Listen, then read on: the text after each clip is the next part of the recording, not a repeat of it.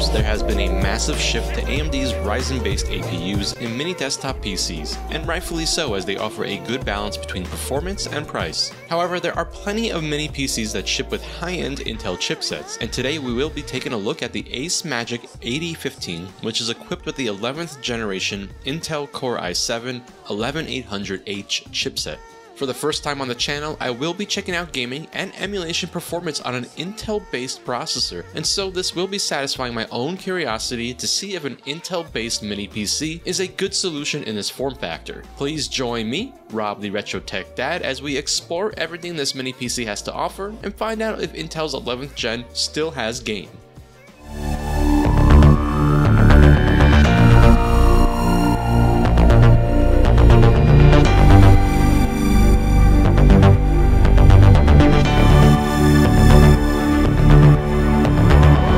Let's talk a little bit about this 11th generation Intel Core i7 11800H processor. It's definitely not a new chipset coming out in 2021, but it was a fairly decent performer, and it will be interesting to see how the 11th generation holds up. This is part of Intel's Tiger Lake lineup built on the 10nm fab process. It has 8 cores, 16 threads, with a boost clock speed of 4.6 GHz and a 45W max TDP. In terms of graphics, this specific Core i7 has the Intel UHD graphics for 11th gen processors with 32 execution units and a base frequency of 300 MHz with a boost up to 1.45 GHz. So let's now talk the specs of this specific mini PC, which is the AD15 model and comes equipped with the Intel i7 11800H with 8 cores and 16 threads with clock speeds up to 4.6 GHz, and comes equipped with the Intel UHD graphics with 32 execution units and boosts up to 1.45 GHz.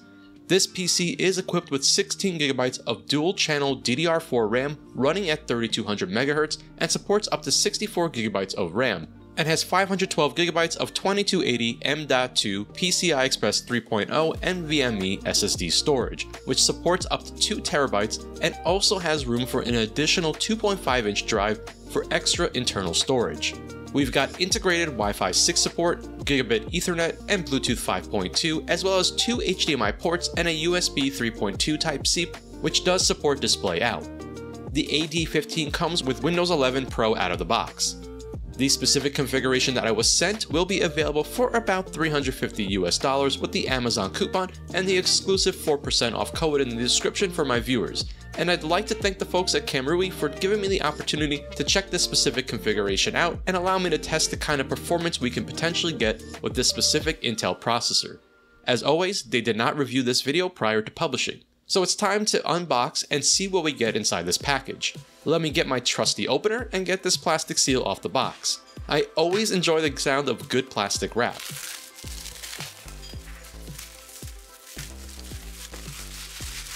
So what we have here is the AceMagic High Performance Mini PC.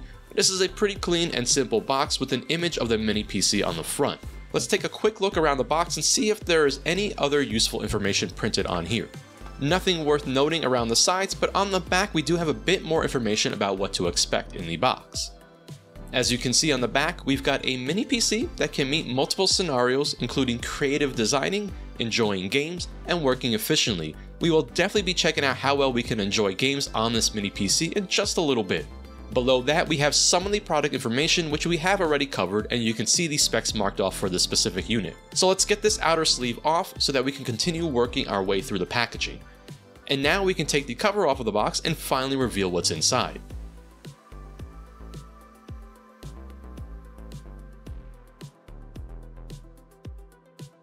Let's start out with the left side compartment, and here we have an included HDMI cable.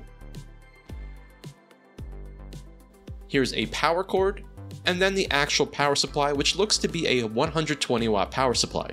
Beyond that, it looks like we have nothing else included in this compartment. Alright, time to get the mini PC out of here and put it aside for just a moment and check out this included user manual briefly. Nothing too exciting here, and there is some information about how to mount the PC to a VESA compatible monitor. So enough of all that, let's get this plastic baggie off and check out how this mini PC looks in person.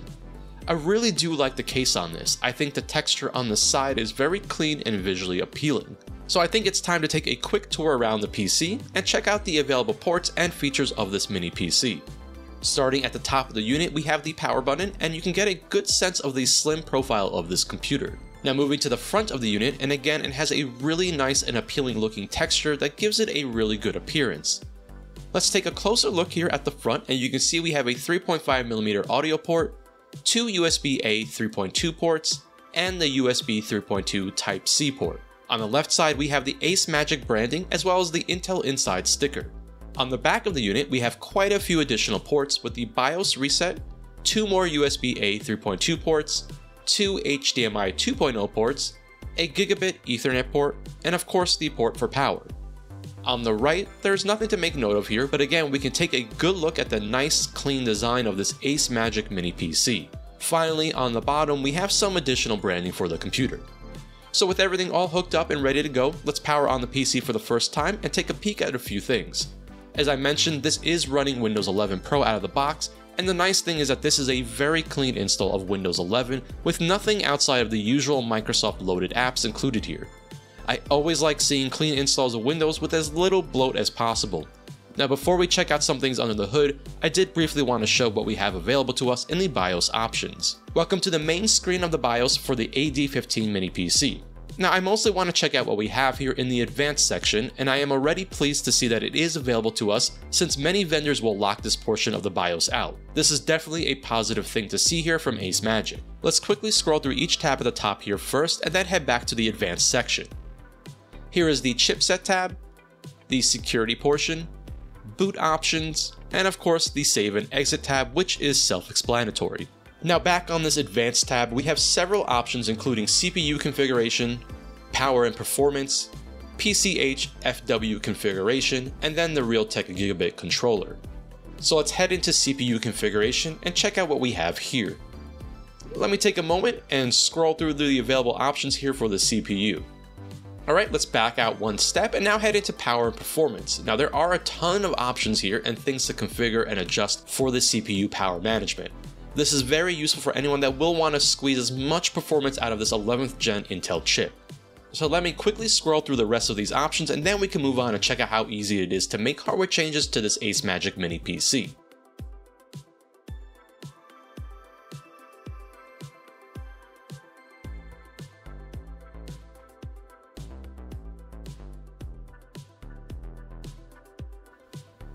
Okay, with my trusty iFixit toolkit out, let's take a look at the RAM and of course the ability to add or upgrade the internal storage. This is a very simple case to get into, and there are two Phillips screws that need to be removed at the bottom. For this case, I am using a Phillips head number 1 bit, which will help us quickly get these screws out of here, and this is really simple. You just slightly slide it down and then the panel will come right off. Right off the bat, you can see that we have access to the most important components in terms of replacement or upgrades with the empty space for a 2.5-inch drive to expand internal storage. Right above that, we have the included 512GB 2280 M.2 NVMe SSD, and let's then turn this around and then check out the type of RAM here. We do have two sticks of Lexar branded RAM for a total of 16GB of system RAM. These are also very easy to swap out and replace with support for up to 64GB of system RAM. Let's take a closer look at the included SSD, which does have a heatsink and a thermal strip applied to it, which can easily be removed in case you are wanting to replace the included drive here. So let's remove the heatsink so we can check out the brand here, and this is a CYX branded NVMe SSD. Now I'm personally curious and I'd like to continue to dive in and check out how the mainboard looks and get a peek at the rest of the components here. So let's pop out the RAM sticks, and then we will need to remove the 6 Phillips screws as well as a screw from the SSD area for a total of 7 screws. We can continue to use the same sized bit for this, so let's quickly get all of the screws out of here and then remove this beauty panel to reveal the motherboard. Once the screws have been removed, this beauty panel comes out pretty easily. Now just take care since we do have that SATA connector in place and it will need to be disconnected before being able to completely free the panel. Immediately we can tell that we have a pretty nice looking mainboard in black. We're also able to check out the Wi-Fi and Bluetooth module here. So there are only 2 more screws to remove and then the entire mainboard can be removed from here. Okay, with those 2 last screws removed, let's disconnect all of the cables here and then get a closer look at the mainboard. As you can probably tell, the fan and heatsink are almost the size of the entire motherboard. This definitely has a pretty substantial cooling solution, which is definitely a good thing to see given the footprint of this computer, and having cooling like this is never a bad thing. I also noticed that when I was gaming, the fan is actually pretty quiet, which also is another good thing.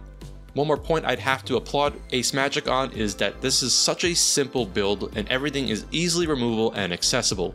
I didn't really need to struggle to reach components here, and so I do appreciate the simplicity and overall solid build here.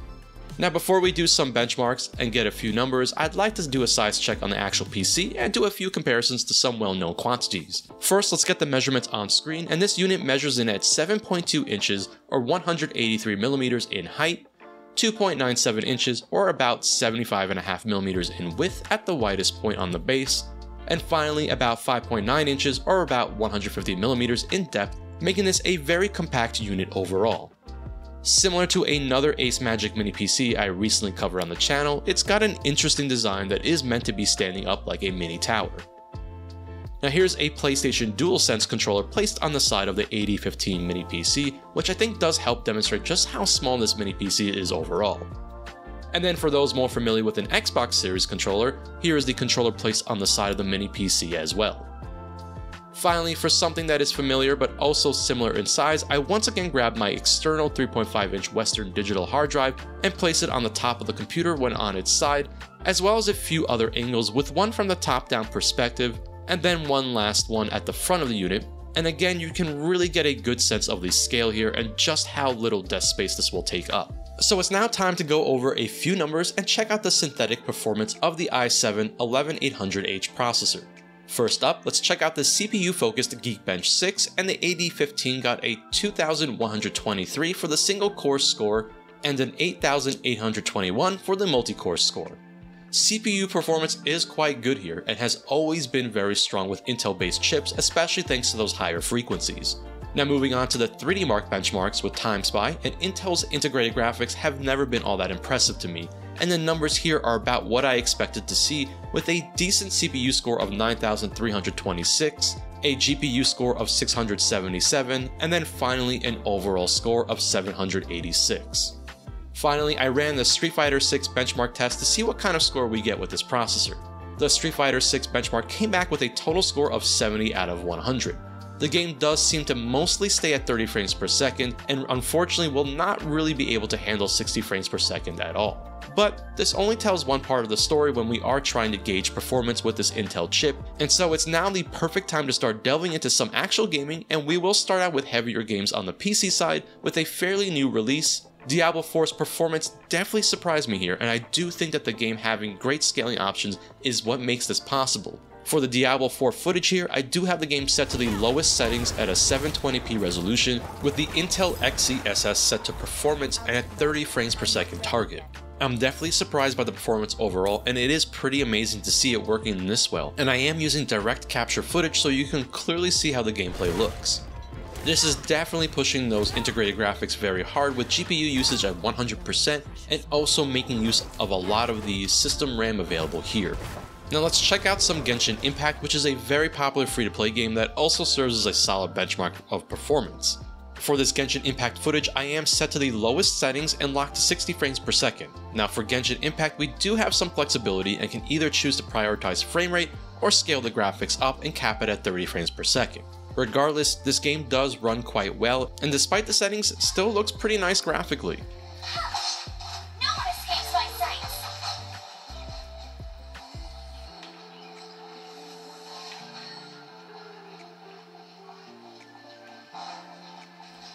Now something like Call of Duty Warzone unfortunately is definitely taxing this system, and even with aggressive settings to help with performance, we are still having trouble staying locked even at 30 frames per second. So unfortunately, this is probably the limit for what this mini PC will be capable of. For reference, I do have Warzone set to 720p resolution, using balanced settings as the basic setting gave me graphical issues. However, I wanted to show off an older game, but a heavy hitter nonetheless, and Doom Eternal is definitely a game that has an excellent engine that allows for lots of flexibility and scaling. For Doom Eternal, I have the resolution set to 1280 by 720 with the static resolution scale set to 70%, using low settings and a 30 frames per second cap, and with these settings the game is having no issues running here. Performance is consistent, with the game mostly staying locked to that 30 frames per second target despite the action on screen, and this is pretty impressive to see given the integrated graphics on hand here. This is going to be on the high end of what this can realistically handle as long as you are comfortable turning settings down. Now for this, I wanted to include a few additional games, but in this section, I wanted to focus on indie PC games as a small machine like this will do really well with a lot of these kinds of games. I can easily see something like this at this price point being used as a media center PC and being used in a living room environment, for example. With indie gaming, we can enjoy a lot of newer releases, and this mini PC will be able to handle plenty of those options. Something like Sea of Stars, which you've seen running here and is a good example of a very new release for PC, and this one is part of the Xbox Game Pass and is well worth checking out, especially if you are a fan of JRPG games. I don't think it's much of a surprise, but Sea of Stars is running great on this mini PC at default settings.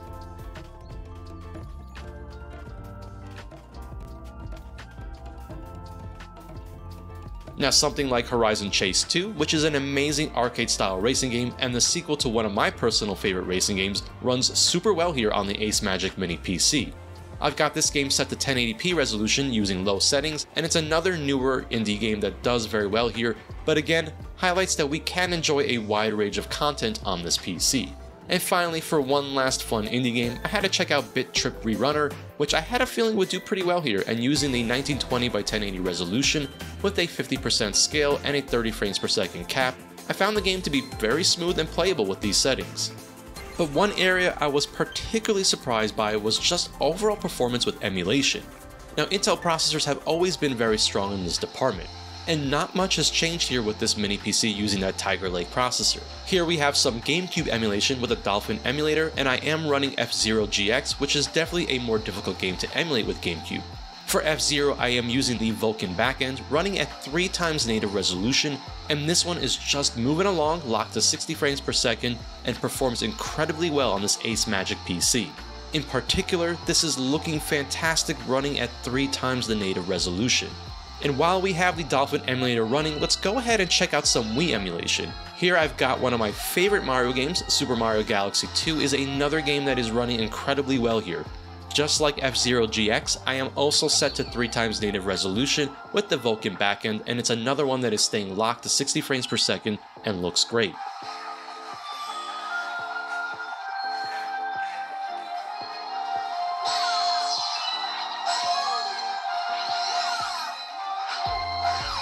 Now let's jump another generation and check out Wii U emulation using the CMU emulator, and one of my favorite go-to games on this platform is Yoshi's Woolly World, which is a beautiful looking game and a great game at that. For Wii U emulation, a lot of games will require shader compilation, but once that has taken place, games like Yoshi's Woolly World run very smooth, locked mostly to that 60 frames per second target.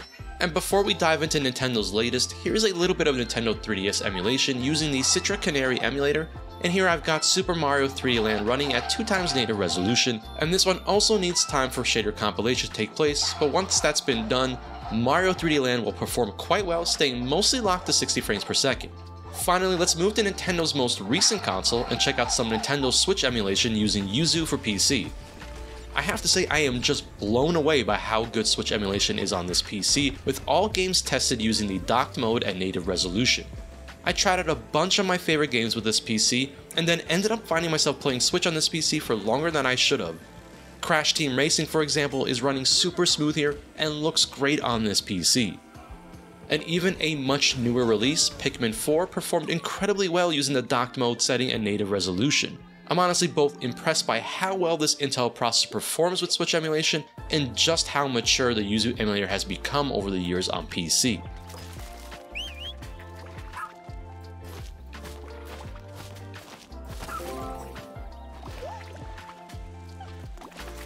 Finally, it's always worth showing off a bit of Super Mario Odyssey, since it's definitely one of these showcase games for the Nintendo Switch and the Yuzu emulator. Just like the other games featured, Super Mario Odyssey is having no issues here, running incredibly well and staying locked mostly to its 60 frames per second target, with some drops because of shader compilation, which is normal for Yuzu. It's just insane to me that for the price of this PC and at its small size, we are able to get this level of performance with Switch emulation. So now it's time to switch brands and check out some PlayStation consoles, with the PlayStation 2 up first. For PlayStation 2 emulation, I am using the nightly build of PC SX2, which offers Vulkan support, and up first we have a pretty hard game to emulate, which is Outrun 2006 Coast to Coast. I absolutely adore this racing game, and not only does it look great, but it's a blast to play and always a great demonstration of PS2 emulation. For Outrun 2006, I am set to 2.5 times native resolution using the Vulkan backend and the NTSC version for the full 60 frames per second. At these settings, Outrun is performing really well, and it's definitely nice to see. And another game that is pretty demanding for PlayStation 2 emulation is Shadow of the Colossus, which, similar to Outrun, is a great showcase for PS2 emulation. And just like that game, I am also set to 2.5 times native resolution using the Vulkan backend and the NTSC version for the full 60 frames per second. Neither game required any additional tweaks, which is great to see, and it's definitely a good sign that PS2 emulation will fare very well overall based on these two difficult to emulate games. Now before we wrap things up, let's head on over one generation beyond and check out PlayStation 3 emulation with the RPCS3 emulator.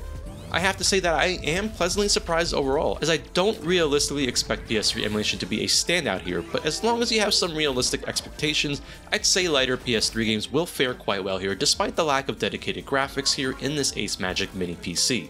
Games like Resogun, an absolute favorite title of mine from Housemarque, the folks responsible for the recent hit Returnal, runs incredibly well using RPCS3 without any tweaking. And even Wipeout HD Fury surprised me with its performance, and for this one the only specific tweak I needed to make was to fix the bloom effect, which is an issue with the emulator itself. I did cap the frame limit to 38 as this is a game that is still playable at that frame rate, and because of that we are able to play Wipeout HD without many issues, and it is definitely a pleasant surprise for me. So I think it's time to wrap things up, and I do have to say I've been pleasantly surprised by the performance of this 11th gen Intel processor. Tiger Lake looks like it's got some decent legs, and in the mini PC form factor is not a bad consideration against the heavy competition from AMD's alternatives. I think at its price point it is a solid performer, and for most who are looking to do lighter emulation will be very happy with it. Intel chips are also good performers when it comes to everyday tasks, and for most, this mini PC will serve many users quite well, especially with its attractive design and small footprint. I've got to say the biggest surprise to me was how well Switch emulation fared on this AceMagic mini PC. I was not expecting much in that department, and so I definitely came away impressed on that alone. Anyways, I hope everyone enjoyed taking a look at the i7-11800H in a mini PC form factor, and definitely let me know what you think in the comments about the performance of this specific computer. As always, I love to read your comments, so please do share. This is the Retro Tech Dad, and thank you so much for watching.